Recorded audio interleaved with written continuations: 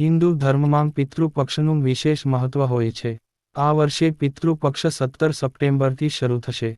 પિતૃપક્ષ દરમિયાન લોકો પોતાના પિતૃને તર્પણ કરે છે. શ્રાદ્ધમાં કાગડાને ભોજન કરાવવામાં આવે છે.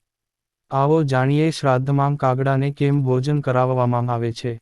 પૌરાણિક કથા અનુસાર એકવાર ભગવાન રામ અને માતા સીતા વનવાસમાં હતા. તે સમયે દેવરાજ ઇન્દ્રના પુત્ર એક કાગડાના રૂપમાં ભગવાન રામની ઝૂંપડી પાસે ગયા હતા.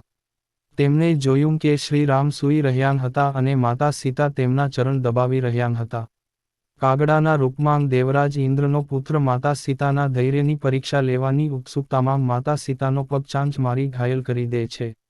માતા સીતાના પગમાંથી લોહી નીકળી રહ્યું હતું, છતાં સીતાજી કંઈ બોલ્યા નહીં, પરંતુ શ્રીરામની ઊંઘ ઉડી જાય છે. ભગવાન રામે જ્યારે માતા સીતાને ઘાયલ જોયા તો તેમણે કાગડાને મારવા માટે ધનુષ કાઢી લીધું. ટીપ સાથે મૃત્યુ તીર છોડ્યા પછી, દેવરાજ ઇન્દ્રના પુત્રને તેની ભૂલ સમજાય છે અને શ્રીરામ અને માતા સીતાની માફી માંગે છે. શ્રીરામે કાગડાને માફ કરતા વરદાન આપ્યું કે કાગડાને પોતાનો દરેક જન્મ યાદ આવશે. કાગડાને માધ્યમથી મનુષ્ય પોતાના પૂર્વજોને મુક્તિ કે મોક્ષની પ્રાપ્તિ કરાવી શકશે. શ્રાદ્ધ કર્મ બાદ કાગડાને ભોજન કરાવવાથી પિતૃ પ્રસન્ન થાય છે.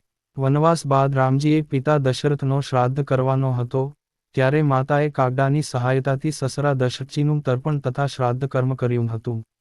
ત્યારથી આ પરંપરા ચાલી રહી છે.